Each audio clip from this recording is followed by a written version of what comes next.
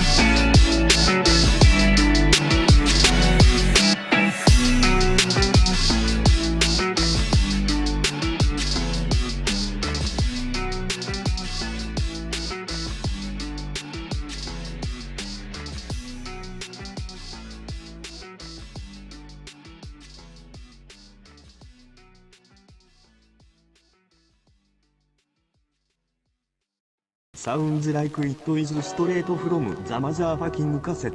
I hate when you get to a point in your career where people feel like they got you figured out and there's no more surprises. I like people to press play on my stuff and still be surprised.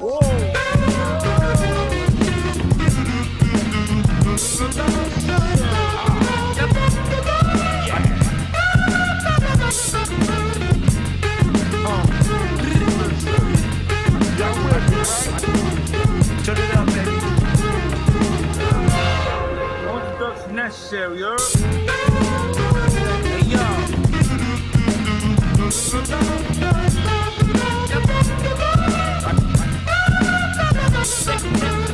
Okay. Hey, yo.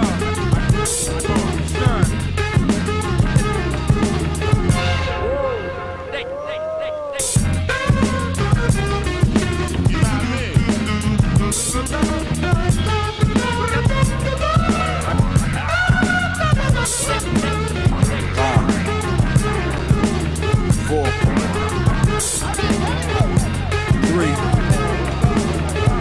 Two, one.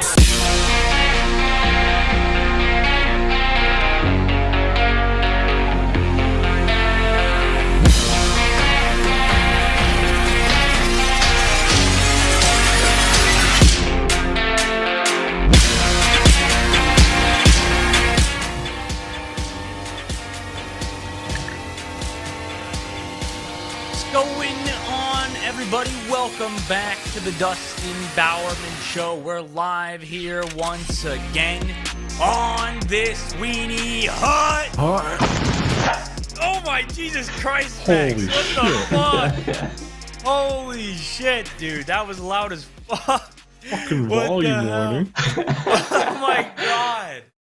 What the hell was that? It wasn't me. That was definitely you, Max. Holy shit. We need to somehow fix your fucking gain, dude. Jesus Christ. That was It wasn't me.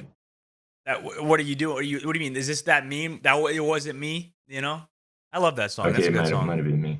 It was you. That was definitely you, 120%. But you know, it is Weenie Hut Junior. It is February 10th. It is the Wednesday. It's not Hump Day. You know what I'm saying? It's not. We don't live by Hump Day here. Hump Day is not a good day. You know, nobody No, it's likes more of a Hump Day. crevice day. It's a crevice day. You know, it's a butt crank day. You know what I'm saying? That's what type of day it is.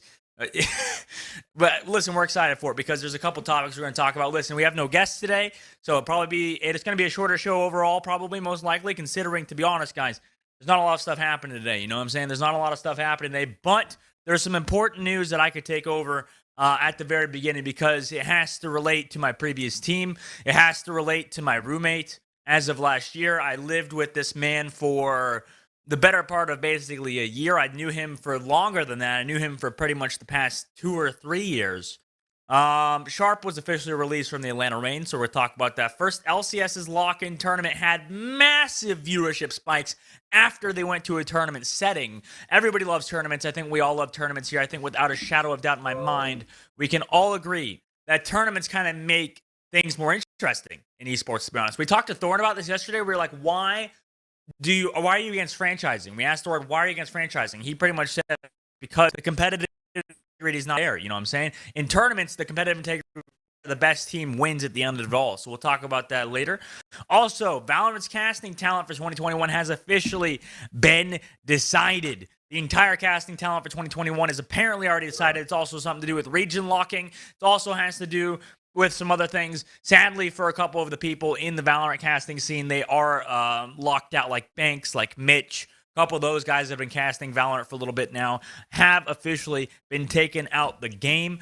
Valorant has a also game-breaking bug that personally I haven't experienced, and I'm really mad that I haven't experienced because, to be honest, I would love to have this bug in my game. It could carry me further into my ranked career. But Shroud was recently seen with this bug, unfortunately for the enemy team, which basically gives him wall hacks. We'll talk about that later. Warzone devs have also claimed they want to keep Warzone clean. Obviously, they want to, but are they doing so?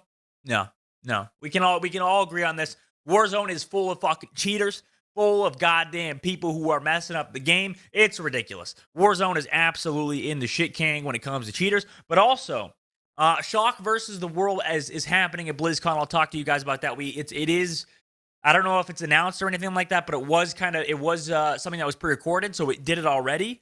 But I don't think the results are officially announced. I don't think I'll leak those results either because, listen, it'll be embarrassing for everybody involved if I leak exactly what happened.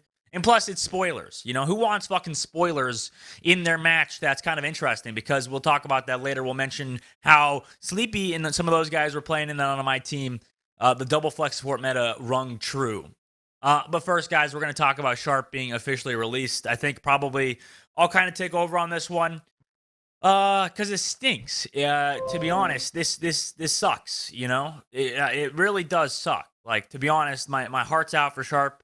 I hope he can manage to find something else to do with his life or gets on another Overwatch League team because, to be honest with you, his career was kind of wasted in the Atlanta Reign. I think everybody can agree with that. You know, everybody on the team can agree from Seffi, from the whole player staff, from management, from the owners. Everybody agrees that Sharp's and the entire community does too. That Sharp's talent was just wasted on the Atlanta Reign, which really sucks because we could have utilized him. You know, we could have definitely utilized Sharp. However, you know, it stinks because we're not going to be able to utilize him now. And now he's not going to be on the Atlanta Reign. And now he is probably replaced by Kai, which people were speculating. If Kai didn't get picked up for the Atlanta Reign, which is not officially announced just yet, by the way. If Kai never got picked up for the Atlanta Reign, I bet you that we would not have seen Sharp dropped from this team either. It's only because the Atlanta Reign got Kai, KSP from the last year, from the LA Valiant last year. If they didn't get Kai, Sharp probably would have stayed on the team. Sharp would have probably remained on the roster. However, because of the change, because of Kai getting added to the team, Sharp is gone from the team. He's out of here, you know? Which fucking sucks, because to kind of talk about what he was good at before he joined the Atlanta Reign, and what he probably could still be good at was like the tracer role, you know? It was definitely through like the tracer role, because for the most part, you know, it could have been it could have been literally because I don't even know. Like he could have done something else besides tracer. Sorry, I lost train of thought there. Basically, Sharp was insanely good at tracer. Sharp was insanely good at the hit scan role. However, once Baby Bay left the team, once Baby Bay was removed from the roster and went to the Valorant team of FaZe, once he joined the Valorant team, basically he had to change up roles. He had to change what he did best. Because if you remember right, Sharp actually played a game versus the Florida Mayhem early on in the season where he was playing Tracer, similarly to Edison. You know, he was playing Tracer as well as Edison was. The problem is that Edison was off the fucking bat like insane. Like Edison was off the straight, like he was cracked on Tracer. One of the best Tracers in the league, insanely good Tracer player. Sharp was also an insanely good Tracer player. However, Sharp had a little bit shakier of a start, which I assumed was because of nerves or something. To be honest, like I assumed maybe Sharp wasn't acclimated to the environment yet. Maybe Sharp wasn't actually ready to be on the Overwatch League stage just yet. Or he just needed more experience, you know? So it wasn't even because he was necessarily bad. It was more just because Edison was so fucking good, like right out the goddamn gate. Sharp couldn't really compete, you know? And it's not even a diss at Sharp. Like Sharp is probably one of the best tracers in the game and still could be one of the better tracers in the game if given the right team. However, because he was against Edison, it was incredibly hard to get that starting role on Tracer, and that forced him kind of into this backseat role where he was going to play Widowmaker. But to give you like a timeline, basically what happened was, and what the meme was within our team, is that Sharp was playing basically every day, or he was playing in scrims sometimes, he was playing on the B team, and then whenever he got his chances, you know, like he would do good and it'd be fine. But for example, when we played against the LA Valiant and we lost against them, he got permabenched. And that was like the joke. It was like, oh, you lost to LA Valiant, Sharp, permabenched basically now. And that was kind of the joke that happened with him, which is shitty because that means his talent was just wasted for the rest of the year. You know, I'm not going to say he didn't get paid a decent amount of money because he did. You know, I'm saying like he got rewarded for going through all that shit at least. Like at least he got a bunch of money for playing on the bench, you know? It's like, it's not, I guess if you're getting paid a good amount of money to sit on the bench, like can you really complain? I don't think so. I don't think so. I think if you get paid that much money, you know, you probably shouldn't feel too bad about, you know, playing on the bench. However, you know, that still means he had a lot of things going on for him, you know. He moved literally from Sweden to America, to Atlanta, and he had to live with me, which is, first of all, not great for him, honestly, because we're both slobs, we're both fucking degens, you know. I can't imagine that he exactly had a good time living with me. However, you know, there was a lot of things going on for him because he was homesick for one. He was benched for literally no good reason. Second of all, then he was just like kind of demotivated, you know? He got really demotivated over the course of the year, which kind of like added on, you know? He got his chances. I always push for Sharp to play. Personally, I always wanted Sharp to play on the team. I thought we would have played better throughout the year if we had Sharp playing on the roster in general. Just because, like, it didn't matter which role he was on. I felt like we had good synergy with Sharp. I felt like the communication was great. I think our relationship with Sharp was really good. You know, I felt like overall, if we played with Sharp throughout the year, then we probably would have been better off. You know, I thought that, you know, he had a lot of potential. Even though he wasn't as good as Edison or he wasn't as good as Baby Bay in terms of certain roles, I figured if given enough time with the roster to synergize, to get better, to improve, I thought Sharp could be one of the better players in Overwatch League, and I felt like we probably would have played better. However, because of the situation, because of the circumstance of what happened, Sharp got incredibly demotivated throughout the year because he was benched. For example, to give you a timeline, he was like given hope chance to play, benched, sent down to the Shadow Realm, given hope, benched, sent down to the Shadow Realm. It's kind of like watching Doge and GME, you know? It's like you're just watching them go up and then down and then up and then down and up and down. And then eventually, people stop giving a fuck. Like with GME right now. People stop giving a fuck and Sharp stops giving a fuck. And it's like, shit, man. I was just benched 4 times after given 4 or 5, like, hope, like, chances, and he's just fucked. You know? It's just kind of shitty. for Sharp, unfortunately. But, you know, I hope he gets a chance somewhere else. I hope he gets a chance in a different team because, to be honest, it just wasn't a good year for him. You know, it just wasn't a good year for him on the team. And yet he's only, 19 or something like that? He's only, like, literally 19 now. He got picked up for the Overwatch League when he just turned 18.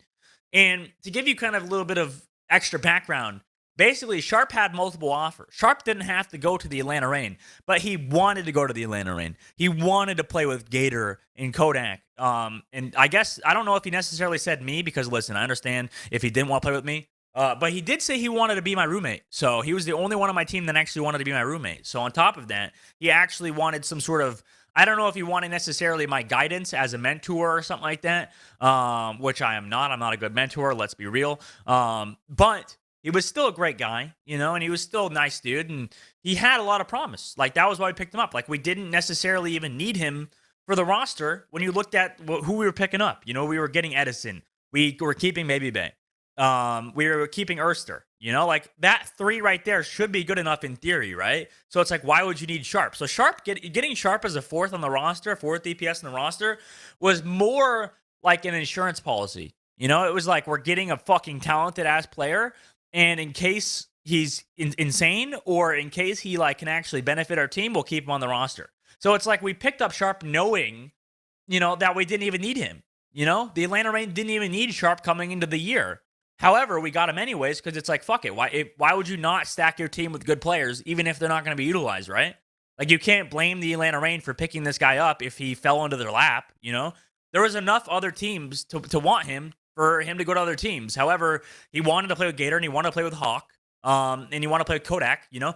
This group of guys that he saw play on the Atlanta Academy team when he was in Contenders and when he was in the Tier 2 scene of Overwatch, you know, it was like, fuck it. I want to play with this team. They're full of winners. They're full of people that are good at the game and are committed to the game and actually are try at the game. Because if you look at Gator, if you look at Hawk, these two guys, even though a lot of people are down on them this year, they're hard workers. Like, these guys are legitimately hard workers. And even though I've had my personal griefs with them in the team, even though we've had our own struggles, you have to admit, you know, when you see hard workers and when you see people that are trying their fucking ass off to play the game, you have to respect that. Even if they're not respected in the community, or if they're not seen as in good of light as they probably would want to, or if you have your own internal struggles, you have to respect that. Like Baby Bay. When Baby Bay was having an insane year, you know, you have to respect that. You have to respect people that are putting in the work and putting in the effort to try to get better at the game, even if they're not necessarily the best players in the entire fucking world, because that's what you have to respect as a pro player. And Sharp respected that in Gator and Hawk.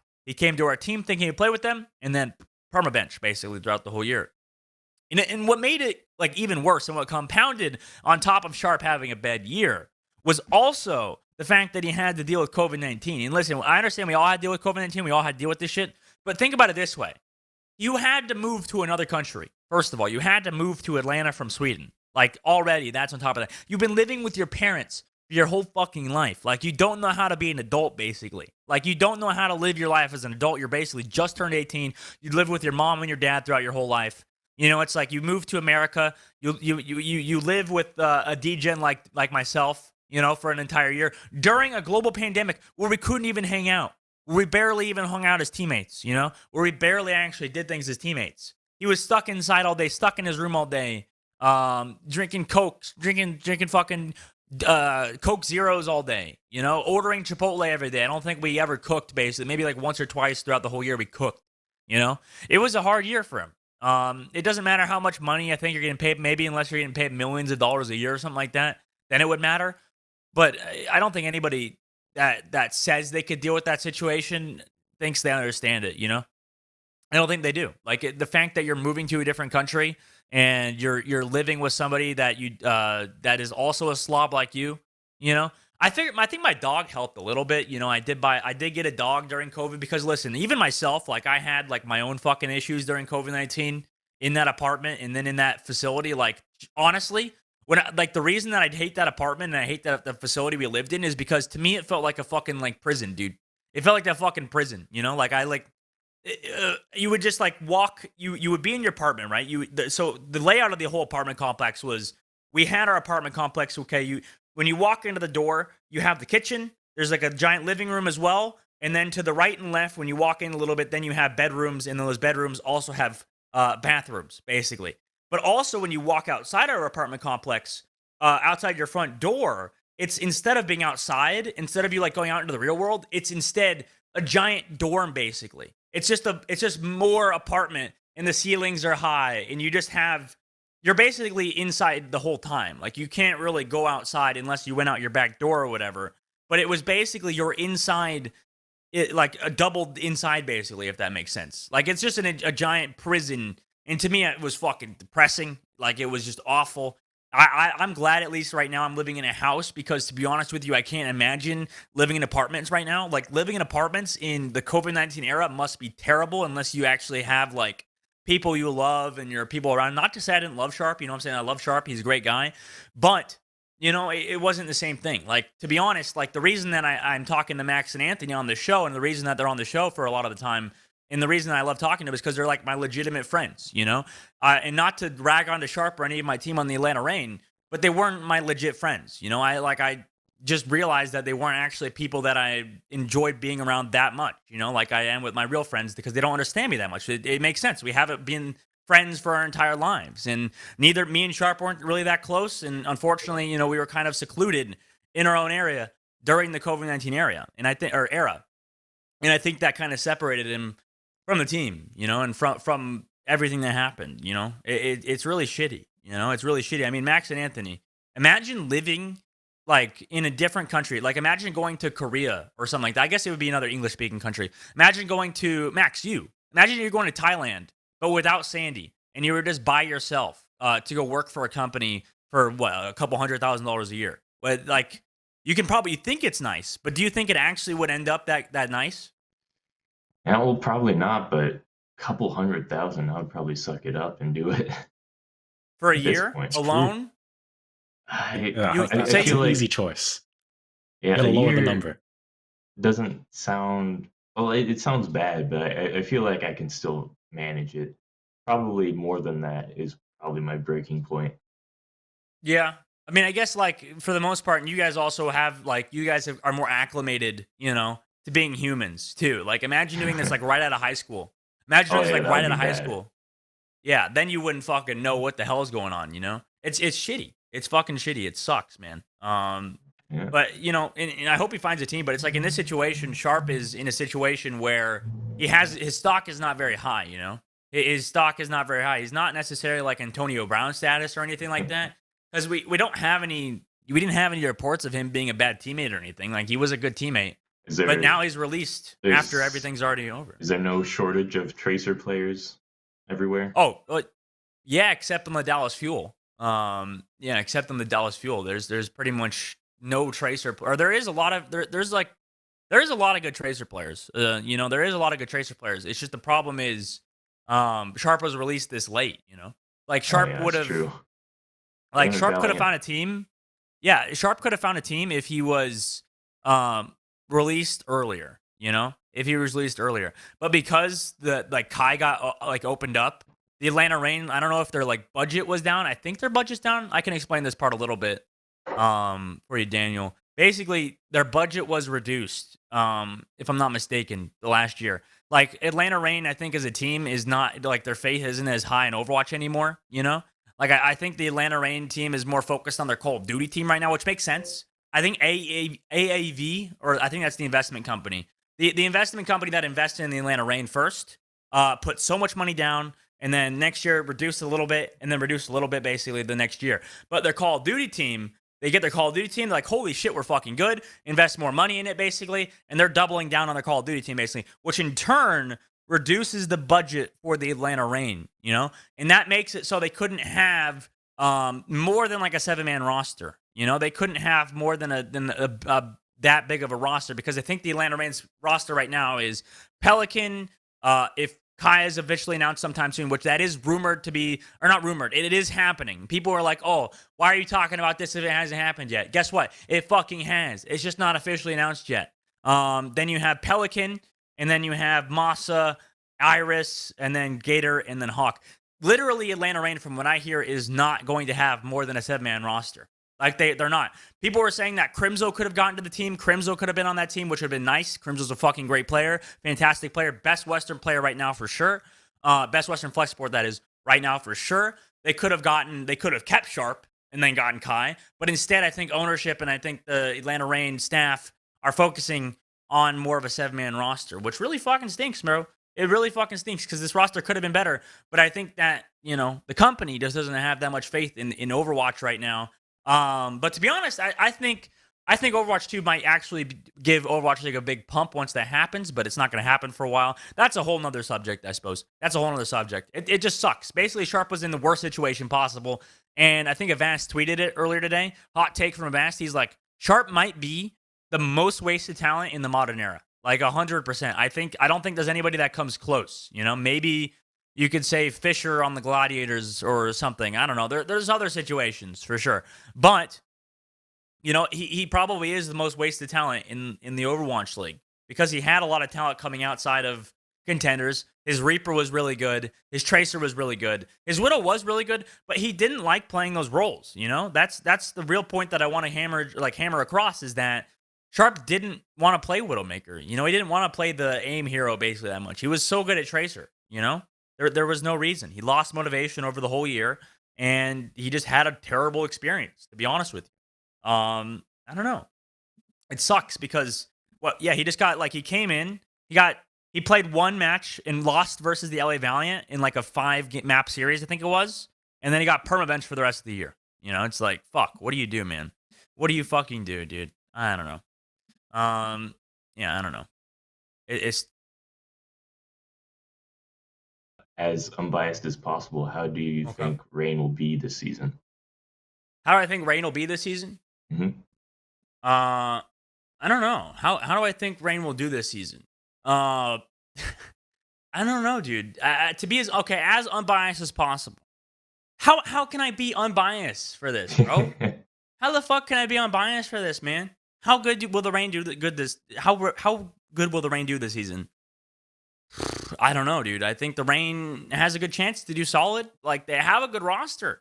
Like I said, my only concerns are if Masa is motivated this year to play and wants to win a chip and actually will try his ass off, And if I don't know, that's my only concern. The roster itself is fucking goated, They're a good team. They're underrated for sure from everybody else.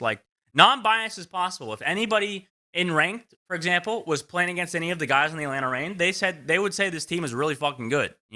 They would say this team is really fucking good because they all work hard. They're really talented players. They have a chance to do really good. I just think that the only thing holding Reign back could be internal strife. Could be internal problems that could happen to the Atlanta Reign throughout the whole year, and they are susceptible to that. They are susceptible to coaching and to player issues or whatever, just like any other team, basically, So I think that's the only thing potentially holding them back is their internal strife. I think that they'll probably end up in the top 6 spot, though, or somewhere in the top 6 in the Western scene. Their team is really fucking good, especially if Iris is on low ping. I can't imagine he's going to be a bad player. To be honest, I can't imagine he's going to be any worse than me. I think Iris is a really great player. My issue in the Overwatch League, by the way, my issue was always having that what's it called when you don't feel like you belong or whatever in the pro scene or whatever or the high level, or just anything above what you think you should be, imposter syndrome. Imposter syndrome, yeah, imposter syndrome. I had pretty bad imposter syndrome my whole career, pretty much. The entire career in Overwatch League, I was like, oh, I shouldn't be here. It's oh my god. Throughout the entire course of Overwatch League, basically, I was like, oh fuck, and that pushed me to work hard, but that also pushed my burnout pretty hard too. It was my own internal thing. But I legitimately felt like Iris was better than me even when he joined the team. And that's why when he joined the team, when he joined the team at the halfway mark in the Atlanta Reign, I was fucking trying my ass off. That whole week where we got Iris, I was playing, I don't know, 14 hours a day, basically. I was playing a massive amounts of Overwatch, hurting my fucking arm, doing whatever it took to keep my starting spot. And then once I got the starting spot, I was like, ah, fuck, I was like, I put my ass off. I tried my ass off, for the situation. And then, he eventually took over, and he's a really good player. He's a really fucking great player. I thought he was better than me, like I said, at Baptiste specifically. And I thought that he overall as a flex support has so much potential. Iris has so much potential for this team. I think he could be, he could definitely be the next Jonak. I legitimately felt like he was a great player. Now, that's probably because I watched him so much. Okay, biases. This is just to show my biases. I watched Iris obviously in scrims more than I've watched any other flex support during the whole year, just because he's my teammate. You know, I had to watch him whenever he was playing for me or whatever in matches, or whenever we tried like a double flex support matchup or whatever. But yeah, I don't know. It's like, for example, Masa is such a linchpin for that team. That's why I mentioned this team lives or dies if Masa performs well and if Masa does well. If Masa does well, this team could compete for the chip. I'm not even trolling. If Masa is motivated and actually tries and fucking plays well throughout the year, this team, this Atlanta team, legitimately can compete for a chip. I'm not even trolling. Bet on that? I would bet on that. If they play fucking good, if the team has good vibes, going on the whole year, yes, because they have Pelican now, bro. This guy's fucking cracked. They have Pelican, Erster, and fucking Kai. That's like the best DPS lineup you can ask for in the Overwatch League. You have your Widowmaker covered. You have Pelican, that's insane flex DPS. You have Edison, insane fucking Tracer.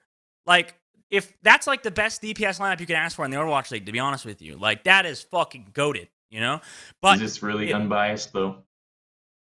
No, I think everybody would agree with me. That is unbiased. I think people can agree with me. That's like a top 3 or top 4 DPS lineup in the Overwatch League, you know?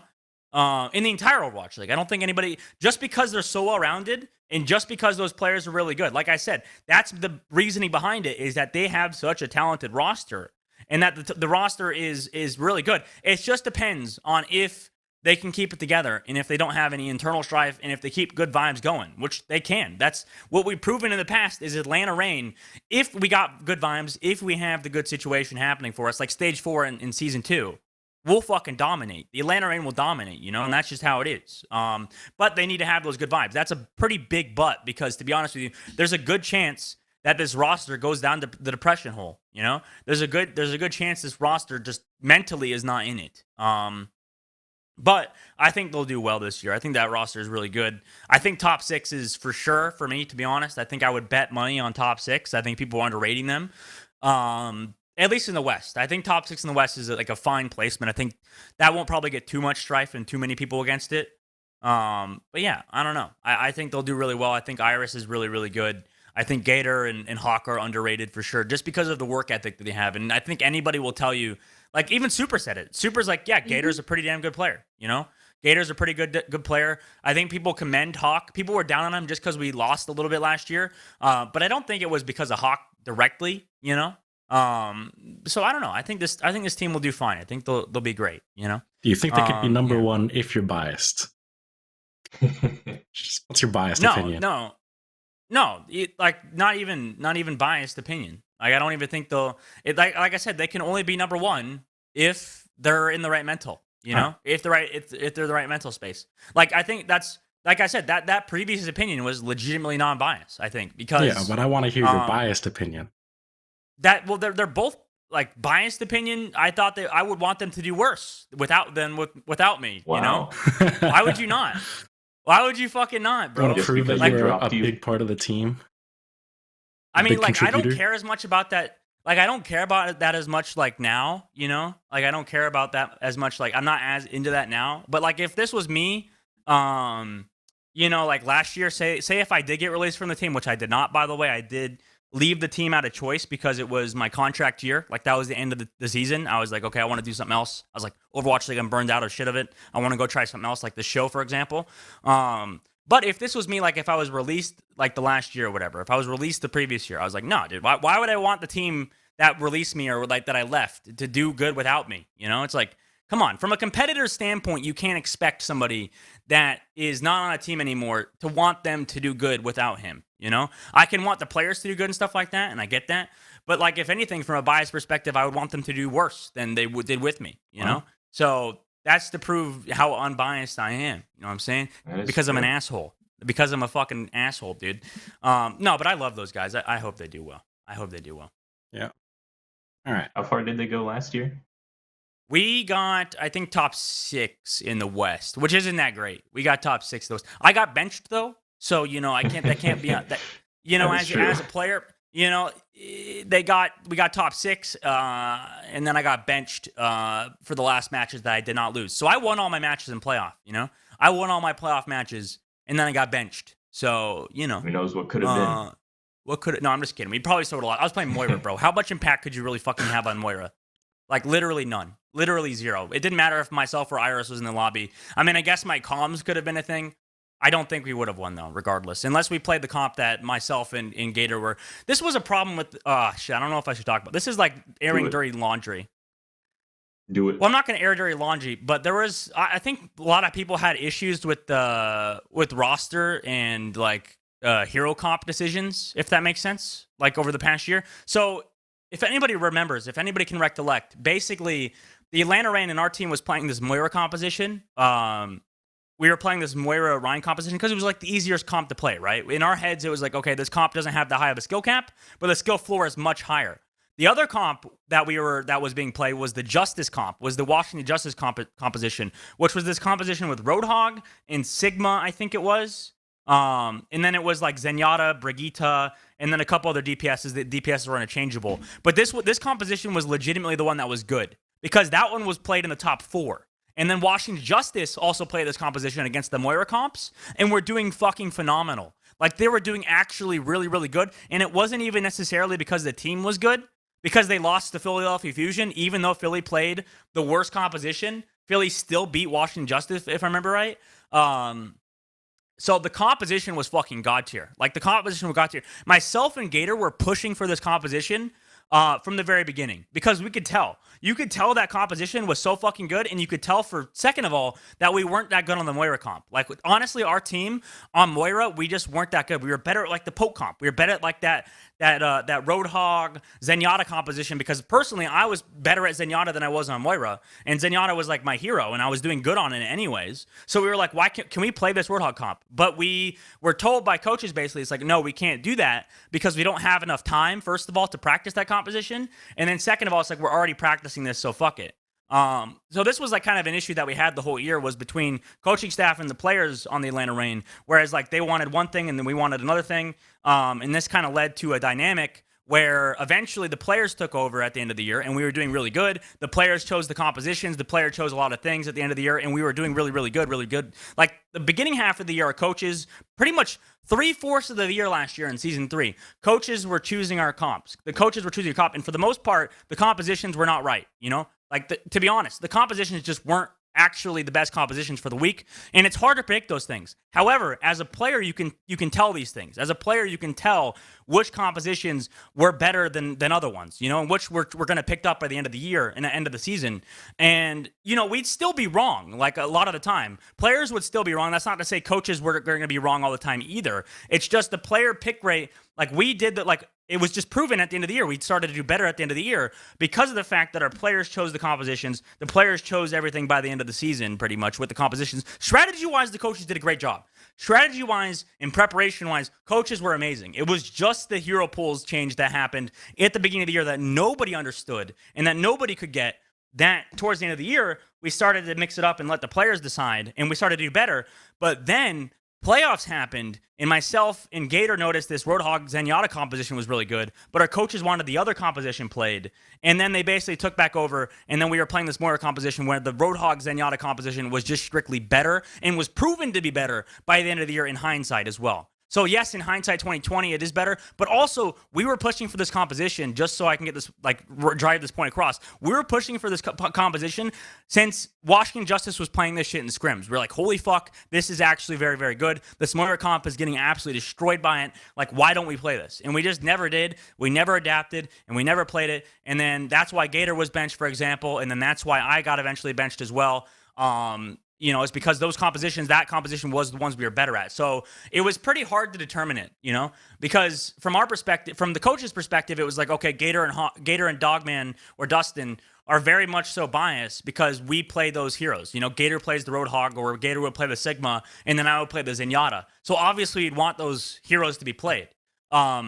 So, you know, that's their perspective as well. Like, just to say the coach's perspective, it's like, okay, they also could tell that me and Gator were probably biased, you know? However, it turned out in hindsight, it's like, no, that composition was actually good, and we probably should have played it and would have done better, which is shitty, you know? It's unfortunate in hindsight to look back at it, because that Moira comp wasn't that good, and we could have probably done better if we played the Zenyatta Roadhog comp, considering that's what we did best on anyways as the Atlanta Reign, too. How I did don't remember. it ever get to the point where you were able to decide which players you wanted to play? Like, Which it heroes? sounded like coaches were in control for most of it. How did it get to the point where you were in control? It was because we kept losing. Like, we just kept losing the whole year, and we kept losing because of the fact that we weren't playing the right, like, compositions. Like, that was strictly a large part where we lost the whole year, is because, for example, I was pushing for when Genji was buffed. When Genji was buffed in, I want to say, I don't know how many weeks it was into the year, but there was a tournament. Like, okay, there was a tournament, I think it was the Summer Showdown, or it was one of the tournaments, where, for example, this is the same thing that, this was when Paris Eternal with Sparkle was doing really, really good. They put Sparkle on Genji. Genji was absolutely broken. Genji was ridiculously broken, but he was buffed the week before the tournament. So obviously coaches are like, oh, we don't want to change our entire strategy a week before a tournament, right? Mm-hmm. But every other team decided they wanted to change it a week before the tournament. You know what I'm saying? Every other team wanted to change it a week before the tournament. So this led to us playing a Tracer composition with Edison on Tracer instead of running Genji, where Genji was absolutely fucking broken. Literally every other team, by the way, in that tournament was playing Genji, and I was pushing for Genji to be played. However, what? We didn't play it. 1 week isn't enough? Huh? 1 week isn't enough for no. Well, that's what we everything? thought.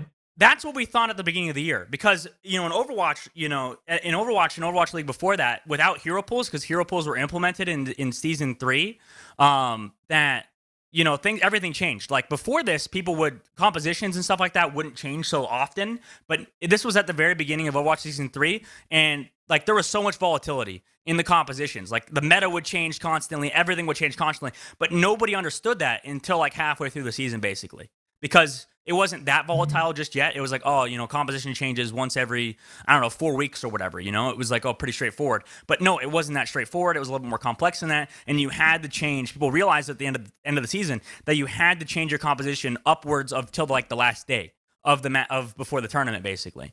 So we were the only team playing this Tracer composition in this tournament where it wasn't good anymore. Like, we should have been playing Genji, because Genji was absolutely broken for a time period. And you got smoked. And we got absolutely fucking rolled. We got rolled. We should have been playing Genji. Like, if we were playing Genji, we probably would have done way better in hindsight. And then same thing with the Zenyatta Roadhog composition. You know what I'm saying? This was because of a coaching mistake and because of a mistake between our team understanding the whole entire purpose of these meta changes and stuff like that. I know I'm kind of going on for a little bit too long about this, but that's kind of like to say my perspective. Like, I'm sure our coaches and stuff have a different perspective. Like, you should listen to them if they ever speak out about this, you know? Like, you shouldn't just take my perspective as the end-all, be-all. You know, I'm definitely biased to some degree. Like, I definitely am. But, you know, that's what I was saying. We were losing for the majority part of the year. Then players took over the compositions a little bit more. We started to change things up. We adapted to the last day pretty much. They started to listen to us a lot more. And then at the end of the season, they were like, okay, we're going back into conservative mode. Coaches are taking back over, basically. And then we chose the wrong composition, and then we lost the Overwatch League, pretty much, is what the gist of it. And, you know, I'm sure that there's more to it for sure. Like, you know, other teams were better than us, like, obviously. But I think compositions can make or break, and Overwatch specifically can make or break a team.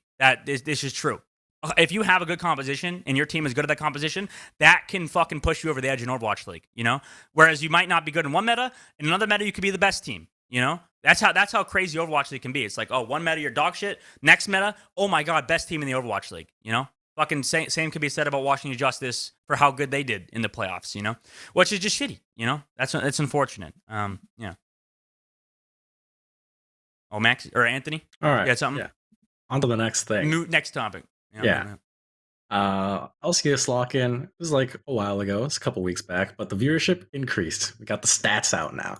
Basically, it had a English average minute audience of 196,000 across 3 weeks, with fans watching more than 9.4 million hours, which is 43% higher than the first 3 weeks of spring 2020. Numbers are up. People are liking League of Legends, and I thought it was dying, personally.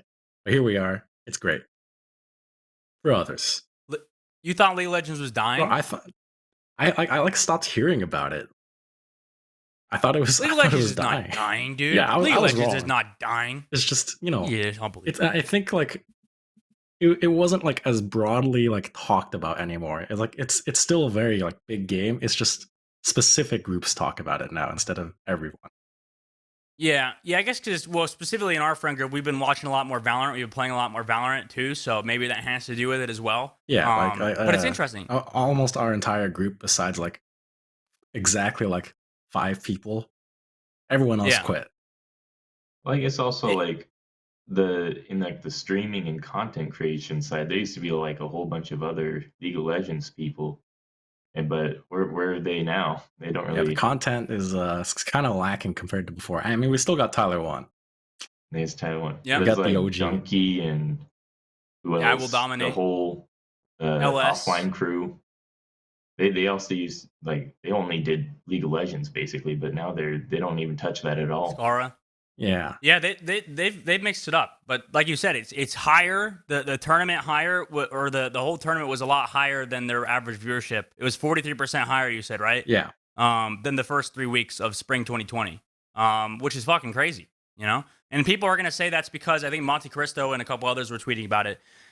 People want to watch tournaments, you know. People want to watch things like that are progressive, things that end up with that are like longer and just tournament brackets, you know. Like nobody wants, like, for example, I don't want to watch a regular LCS game, like, to be honest with you. Like, I'll watch it every now and again, but it's like with the NBA. Nobody wants to really watch an NBA regular season game. People want to watch the end of the year playoffs and the tournament brackets a lot more because there's a lot more on the line, you know? If there's more money on the line, if it's more interesting, why would you care about everything else, you know? Why the fuck would you want to watch a regular season game that really doesn't add that much besides points on a board, you know? Like that, rather than somebody earning like a lot of money in a tournament, you know? It's like, fuck, why? I mean, it makes sense, but regular season games have to be there. There has to be something that sets up a playoff or a tournament or something. True. You know, there has to be something that sets it up, but wait, I don't know. Does there really need to be something to set it up? Does anything, like, you could just have a tournament for a game, right? Like, you could just do tournament only. You don't have to do but you gotta set the seeding somehow. Unless you want to just base it off of the previous tournament. Yeah, can't you do that? Or do like a mixture? Like Call of Duty Maybe Call of Duty used to do tournaments and regular season games like very often, and it actually didn't work out that bad for them. Like they had a good year. And I think tournaments add a lot more of depth, you know, because just regular season games is just kind of boring. I don't know. It's just kind of boring to me. Nothing's at stake. Yeah, just set it it doesn't matter. Instead of this, just set it in pools and then go to tournament from there. Yeah, or like it's like Thorin said to us yesterday. It's like we talked to him about competitive integrity and stuff like that. And it's like franchise systems don't really they just look at the safer side. It's like a very conservative asset for teams and whatever to invest in because it's like, oh, theoretically something that's worth money. But then you also have, like he said, the Shanghai Dragons that went 0-40, you know, in season 1. Like, that team should not have been in the Overwatch League, to be honest. Like, that team should not. And if Overwatch League didn't exist, that team wouldn't have been in Overwatch League, you know? It wouldn't have been competing against the highest teams in the highest level if they had just the tournament bracket and tournament setup. But then again, because of the franchise system, now look where they are now. True. You know, they're still in the league and they could make a comeback. Yeah, they have, like, the assets and the power the ability to come back and they weren't like dropped to like contenders or something like that. But what did it cost? There's like a couple like the Boston Uprising were dog shit for like 2 years in a row and were probably the most disappointing and disgusting team to watch in the Overwatch League. You know? That's what it cost for Shanghai Dragons to be good. 2 seasons of Boston Uprising sucking dick, you know? That's their fault, not Shanghai's. Right, but that's what I'm saying is I kind of agree with Thorne on this take the more I think about it. It's like, okay, I don't really like the franchise system that much. It's only really good for owners. But owners aren't really going to make money anyways in the Overwatch, in any esport, right? I don't know. It's kind of just stupid to me, bro. I mean, it makes sense, but for competitive integrity, it does not. Like, I kind of liked, guys, I don't know if you remember, but Overwatch League actually said they were going to do a combine. A combine? Yes, they said they were going to do a combine. What are they possibly going to test? Times and so in season 1, before season 1 was announced and before it started, basically Overwatch League sent out a list. They were like, if you were top 500 / I think it was either GM or top 500 in Overwatch, you could apply for the combine. So you had to put in your email, your battle tag, and stuff like that, and you would be put into a combine where apparently, like, there wasn't much information about it, but I think it was like there was going to be a couple teams that were like split up with like that were randomly selected or something. I don't even know, and they would like scout your individual talent through the combine, which obviously didn't happen. Like, everybody sent in this email, and everybody got an email back. It's like, you were invited to the combine. Congratulations, or whatever. And then it never happened. It was just they sent out official emails, like Overwatch League and Blizzard sent out official sent emails out saying that they were like, you were invited to the combine, and it just never happened. You're probably excited, weren't you? I was, man. That could have been my chance to get Overwatch League Season 1 because I thought I was a talented player, But then they just said, nope, no combine. Fuck you guys. And then there's like, oh, well, fuck, dude. What the hell, man? I was going to play in this combine. Is it just going to be like a whole bunch of like pickup games, or? Nobody knows. There was like no information on it. There was like no information, but they did at least send out official like emails and stuff. I'm sure there's more stuff out there, and I could be spewing out my ass some bullshit as per usual. But it was supposed to happen, and it just never did. Instead, Overwatch League just happened, and then there was a bunch of nepotism or whatever, as with any sport, or esport. But obviously, a lot of teams were not as good as they could have been in Season 1 if they did said combine. If they did a combine, but they just never did. Instead, you get fucking clockwork on Tracer, and people that the Houston Outlaws having Tracer players that aren't actually good at Tracer, in Season 1. So it'd be interesting to have like an esports draft. Yeah, how that would work. They did that. They did that. They actually do that in 2K. They do that in NBA 2K in the 2K league. I don't know if you're aware of that. The 2K NBA 2K, for people that don't know, is a video game that's based on obviously the NBA and basketball, and they have a whole league based around it. So they do a draft every year, and it's a little bit weird, to be honest. I thought it was cool at first, but I guess it adds parity around the league too, having a draft for a franchise system. There's probably a reason there's a draft in the franchise system, so you have equal spread teams or whatever with talent. But yeah, they've tried it before, and it works to some degree. But yeah, I don't know if the draft is that great of an idea. Parody. I've never watched competitive 2K. I have to wonder what is it like? Oh, it's interesting. I used to watch it actually on the side. It was like one of my top, like between that and Call of Duty League, those are my like esports I actually watched last year. Just because they go crazy in 2K, bro. They go fucking crazy in 2K. If you guys know, build like a 3-point build. 3-point builds. There's like they have like I don't know the exact meta or anything like that in 2K. Like I'm pretty sure they have like 1 or 2 players that are like supposed to be like board and like rebound and like dunking more individuals. But yeah, everybody else is more 3-point shooters and stuff like that. But it's interesting because I don't know if you guys know Flight Reacts. He's like the epitome of how pro players in 2K are. They're fucking crazy, dude. They yell. They fucking yell. They get into fights, bro. There was almost a fight at one of the 2K matches and stuff like that. There was some interest. Like, they get fucking loud at each other. They stand up and they say, hey, you fucking suck. Hey, fucking sit down, kid. And they fucking yell at each other. They scream bad words and shit like that. They get fined, It's fun. I love the videos where they actually, like, try to call people out at real basketball, and then you see videos of them trying to, like, do 1v1 basketball, and everyone's missing. Oh, with Flight Reacts in them and those guys? Oh, man, they have some good fucking YouTube content, bro. They have some good YouTube content, man. Oh, my God. No, these guys don't do that. The pro players don't do that. But it is fun, because I think in 2K also, there's like they actually have some interesting parody, because there's actually like, there's a girl in the league. I think she's on she was in the Golden State Warriors team. There was like the Golden, I don't know what their team was called in 2K. But they, like, each team was, like, I think actual NBA teams are invested in 2K League. So, like, there was the Trailblazers. There's a bunch of, like, every team had their own team. I don't think there's a Phoenix Suns team, though. I don't think there was a Suns team in the 2K League. But there was a lot. It was pretty fun. I think, unironically, pretty fun. I just don't think it makes that much money because it doesn't get that much viewership, Which I hope it does eventually.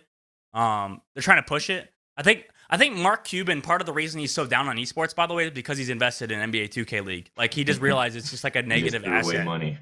Yeah, and then because of that, he's like, oh, esports are a bad investment, which, he's not wrong. We've talked about it before, but you can't base it being a bad investment off of your shitty 2K League, bro. Like, come on, dude. Come on. What do you fucking expect, man? What do you fucking expect? I don't know. I think that was pretty interesting, though. There's like a whole bunch of other esports he could have picked, but he picked 2K. I don't think he had a choice. I don't know why you would pick 2K. I don't think. Well, he's already invested in the NBA. Yeah, That's so why. I don't know. Because Man. I would like. I think everyone knows if you want a team, it'd be a League of Legends team. Probably. yeah, maybe. Probably like the most sure investment. I mean, like Thorin said, esports teams are kind of like luxury items. Like Monte Cristo said too. We talked about them. They're like luxury items, you know. So it's like you don't really make money off them, I guess, unless you just focus on content. But I thought 2K is fun. I think it's pretty fun. But Max, you had something, I think. So here's a short little topic for you. Unfortunately, Valorant has decided their casting talent for 2021 in EU, and a well-known figure among them was James Banks, but he's not very well liked in Riot apparently, so he was not signed, and that caused a little drama. People like him casting with analyst Mitchman, and he basically wrote a twit longer about how he was constantly in contact with Riot about like how we can figure this out on Valorant, but it just fell through, and now VCT is going without them. And so basically, he also said he tried to go into NA casting, but for some reason, Riot has this thing called region locking talent, where I guess you have to be from the region to cast your stream or whatever. Which I never heard of this before. That I know a whole bunch of Americans casting like League of Legends in EU. Yeah. So I don't know where this came from. Well, why do they even have the region locking talent? I don't know. That's interesting because I think for usually region locking only happens to players, right? Like region locking only really happens to players, not really casting talent. That is odd of Riot to do that. I think that's what everyone's saying. Like Riot just hates him. Yeah, well, people were speculating. I think there were somebody was speculating. He actually, I don't remember, Scoots, I think his name is. Scoots was talking about this. Sir Scoots. He's like a guy that's been in the scene for a long time. Really, really old dude, but he's also smart. So because he's been around in the scene for a while, you know. But he is not going to cast in the fucking Valorant, and I think Scoots replied to him. He was like, "Is it not because of your affiliation with Alliance?" Because he's the general manager of an esports team called the Alliance, or Alliance. If you guys don't know, they got their name from Dota 2. They have a streamer called Admiral Bulldog as well, and they have a pretty interesting whole organization over there. Because they had previously won TI, I think. I don't remember if it was under Alliance specifically. Anyway, but this guy is the GM, the general manager of Alliance's Valorant team. So they were like, is there a bias towards this team, or is there something behind that? Banks said there's not. Banks said Riot has officially made it clear that that's not because of that reason. But I don't know. Like, it stinks because I think specifically with James Banks, he's actually a very, very good caster. At least when he used to cast in, I think he still does cast for Counter-Strike, or at least interview and stuff like that. He's actually very good. I like his voice. I like his cast, because I think that's really what makes a caster, is how good their voice is, in my opinion. I think a lot of it does have to do with their analysis, like probably 30% or 40%, probably maybe half counts of like how good they are analyzing the game. But to be honest with you, I think a large part is their voice. I think voice matters a lot. At least for me personally, I always respect voice.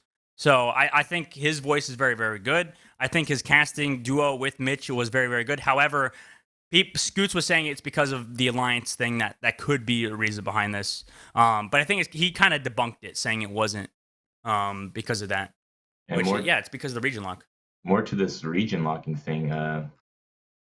Another commentator, Dust, made a comment about how our previous guest Avril, he does Overwatch, but he also does Valorant, and he's from the Oceania region, and there's probably not a big Valorant region. Yeah, he's locked to his shitty fucking region.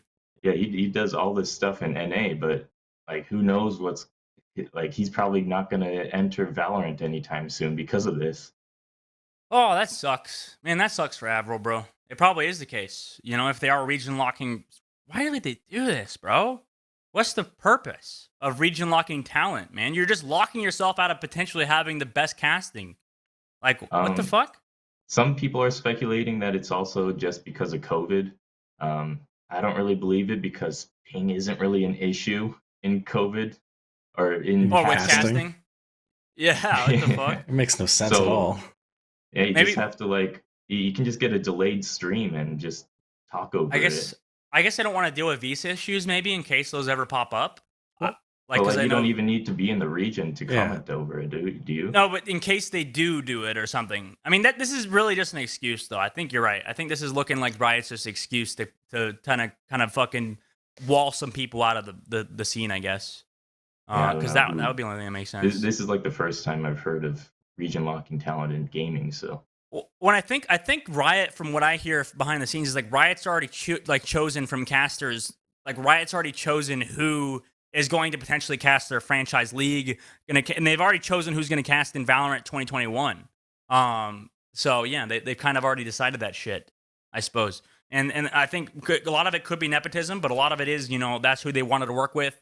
It was like Overwatch League. Like Overwatch League signed not necessarily the best talent, but they signed well-known figures in the esports scene. And I think Riot's kind of taken a similar path. Like Riot is using people with a lot more experience, with a lot more history in other games, not necessarily Valorant, which is kind of the shitty part, because when you think about it, if, like, for example, if I ran an esport, I would definitely hire the best talent.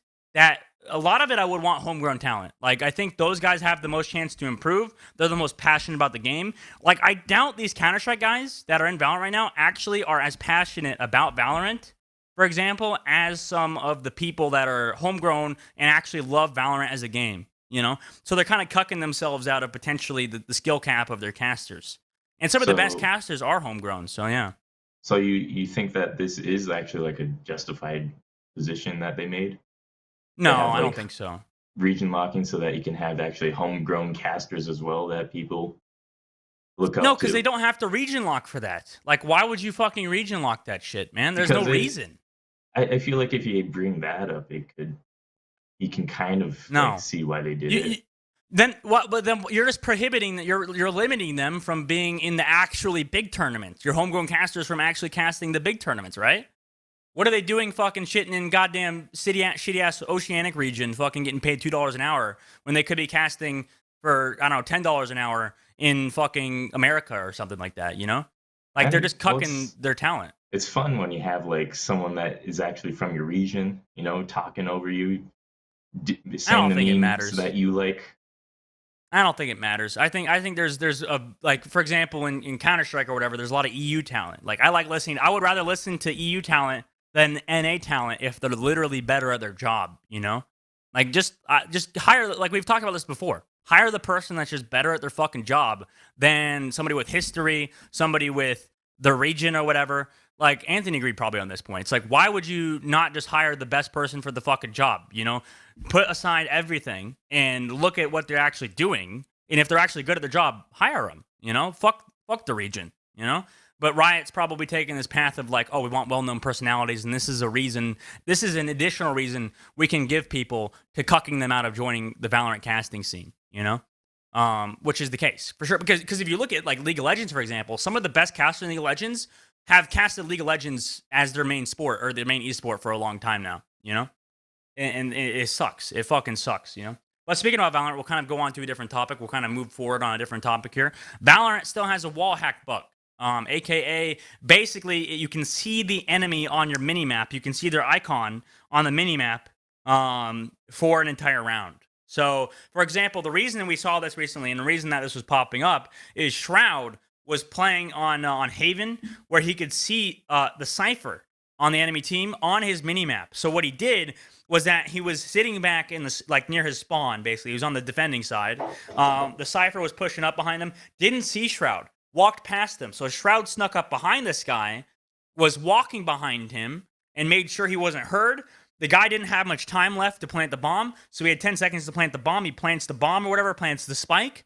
Shroud walks over, fucking, as the guy's planting the bomb, scares the guy, so the guy actually stops planting the spike, fucking tries to kill Shroud, but Shroud uses his ult, which turns him invisible and makes him also invincible. So he's hiding. This guy's trying to fucking shoot and panic. And then by the time the round's already done, by the time he could find Shroud, and he loses the round basically because of this bug where Shroud was abusing it on accident because it randomly popped up and he could see where this cipher was 24/7 on the map. Nobody knows exactly why this bug happens.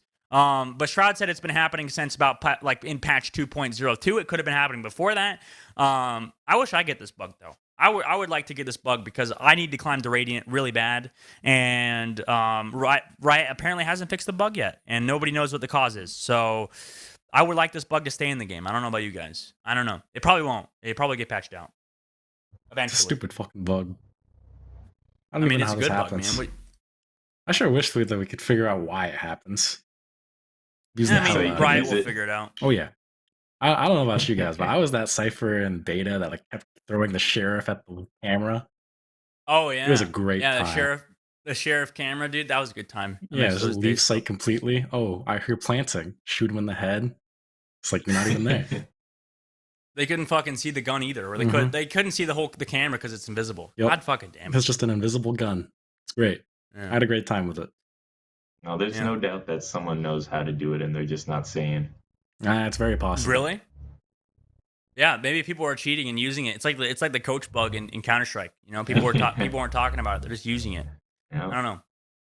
We're gonna see but some we don't- bans one day. Yeah. Well, we don't have to talk about this topic too much. Move on, probably, boys. If one of you go on this next We one. got more Warzone cheaters now. Hey, cheetah stack, mate. It's back. What the fuck, man? Chest of the cheetah. What's going on, man? Where's the Chesta? Where is he? Where's the Where's the cheater guy? There it is. He is. Fucking cheaters, bro. Unbelievable. All right, what happened, Max? Unbelievable. It's in Call of Duty this time, Warzone. We've talked about it last week, I think. Raven was announcing that there's another wave of cheaters being banned. Last week there were 60,000, and they didn't say specifically how many there were this week. But this is after, like, I don't know, months of people saying there isn't any anti-cheat or any respectable one at least, and every single game there's at least one hacker that's ruining the game. And there's been no communication from Raven Software or Activision doing anything about this, so people were just leaving. Like people like Vicstar and other people were threatening to leave. So now they're actually being like, hey, we want to make a good game, and we're putting it public on Twitter, at least. Who knows if they're actually doing it, but probably are. And up to now, there's probably around 400,000 accounts banned. Jesus. So this probably is a good move. They're actually making a good game that's actually playable. Do you think it's probably too harsh for them to do like 60,000 at a time every week?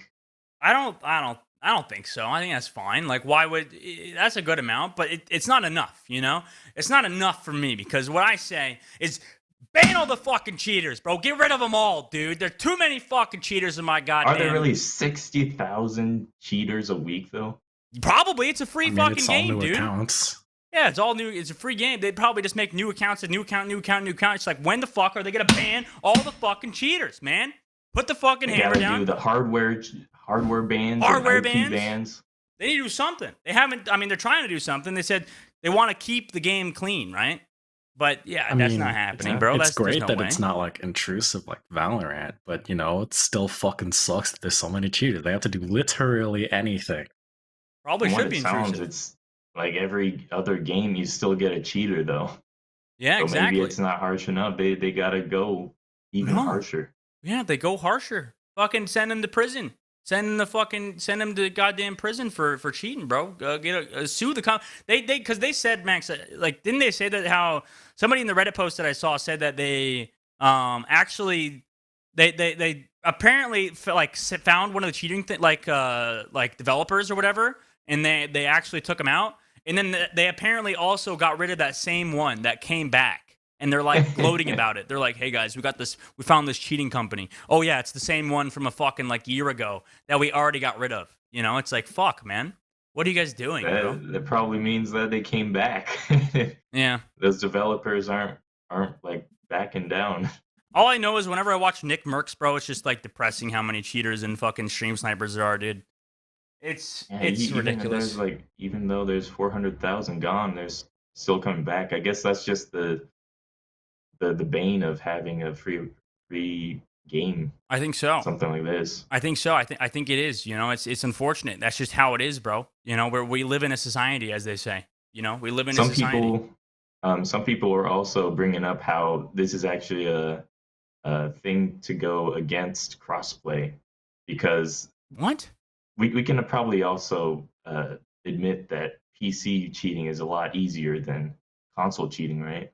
Yeah, but does that really say that you can't have crossplay because of it?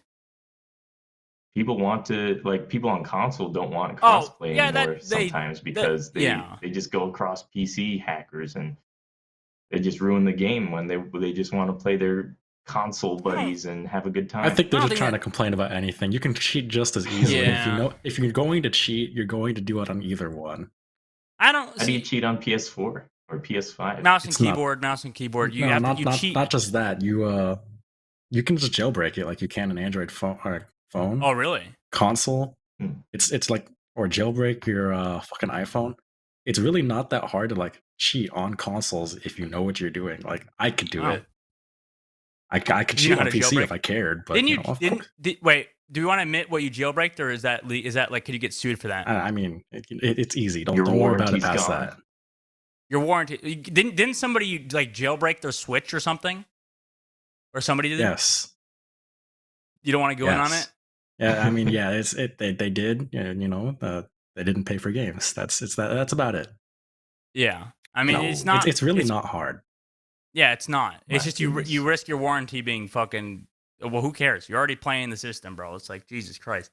I don't know, bro. I don't really understand the logic behind people saying they don't want crossplay, because to be honest, I would love crossplay. Listen, I understand because I'm a PC player. Maybe I want to play against console players.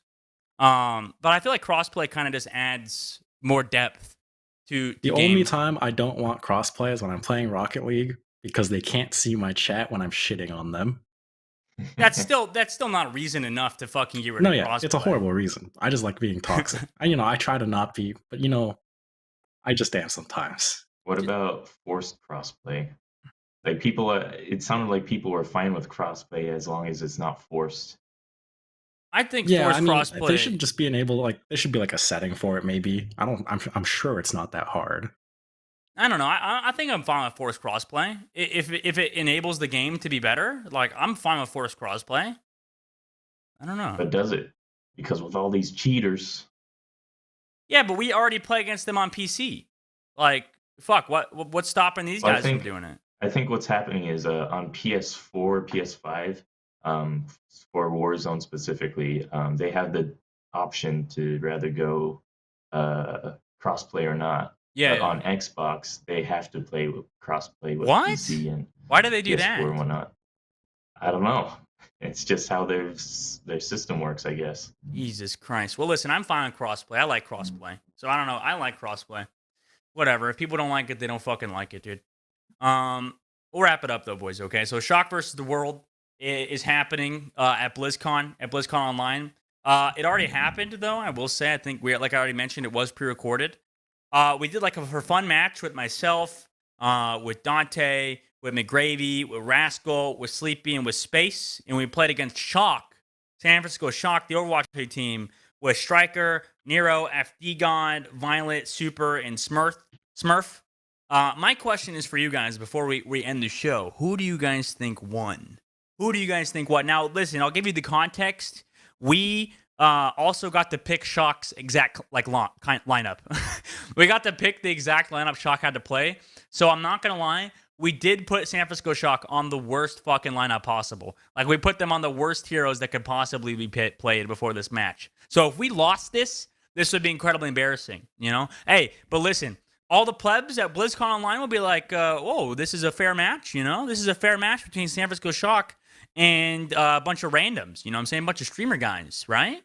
Hey, that's not bad. Listen, if we win, hey, if we win. If we lose, that's going to be shitty as fuck. But if we win, hey, listen, good match. GG. You know what I'm saying? Can we get a taste of what hero you guys picked? Oh, we just picked For the most them? overpowered comp. We just picked the most overpowered composition, which was No, like for them. Zenyatta. I think Zenyatta, Mercy or something like that. Like, I was just playing Mercy the whole time, dude. Like I didn't play Overwatch for like 2 months before this match, so I just came in. What did you guys pick for them? Pocketing Sleepy. I don't remember actually. We just know we put them on Terrible Heroes. I don't remember what we picked from, but we just. I can't spoil that too. Just, all right. Fair enough. We just put them on Terrible Heroes. I hope you guys watch it though. Shock versus the World will be at BlizzCon Online. It'll be pretty fun, to be honest with you. I'm excited for it, for you guys to see it. I thought it was a fun match. It's fun talking to them because Sleepy and the guys and all of them and all the people we play with are really funny. They're really great guys. Obviously, they're big personalities and stuff like that. And then you have little old me show up there and be like, and just like pocket Sleepy the whole time, just hard pocket him, hard suck his dick. You know what I'm saying? That's just fun. It's a good time. And I probably would do it again if they asked me. But, we'll see what happens at BlizzCon Online once it happens, boys. But on that note, we'll probably end the show here, boys. We'll probably end the show. Good show, good discussion about the Atlanta Reign, about Sharp and them. It sucks. Like I said, it sucks for Sharp. But listen, it was a Weenie Hut Junior Wednesday. We messed it up. I wasn't on ready. that bombshell. Thank you to, who cares? We're not doing it again. Thank you to Siren. Thank you to Samantha. Thank you to Toberto. Thanks to Max and Anthony for coming on the show here, guys. And thanks for showing up, by the way. Thanks for all the support we've gotten recently. Listen, we're getting better and better each week, getting better and better each day. And we'll try to do more research. I think recently we got some hate for the OTK stance we took. Listen, there's a lot of stuff that came out, like apparently a lot of them don't live in the same house actually, but they just hang out, and a lot of the ideas were Espon's idea, but there's a lot of Ginny simps out there, bro. There's a lot of Ginny simps out there. The girl literally said that she doesn't think that she can quarantine because she couldn't handle it or something like that, like, or she doesn't want to because she couldn't handle it. Like, bro, even that stance alone, come on, man. You can't be, people are like, oh, I don't watch Dusttin for his take on COVID-19. Well, guess what? Who fucking cares? COVID-19 is affecting like literally everybody in the goddamn world right now, dude. You can't just ignore this shit, man. You can't be like, oh, I don't want to quarantine because I'm too good for it. And then like, Jesus Christ, man. Fucking hell. Might be traveling. Fucking Ginny Simps, dude. Unbelievable. All right, we'll catch you guys later. See you tomorrow on Thursday. We're going to have Uber on the show. Mitch Uber, Overwatch League caster and caster in esports in general. Also casting Counter-Strike. But he also smells, smells bad. And on that bombshell, catch you guys tomorrow on, it's actually a terrific Thursday. So, see you tomorrow. Bye-bye. Bye-bye. Oh, Spotify. Oh, dude, we're on Spotify now, by the way. We did it. Check it out. We did it. Roberto and Siren did it specifically, but we did it. We gotta look out for Sharp's tweet longer later today.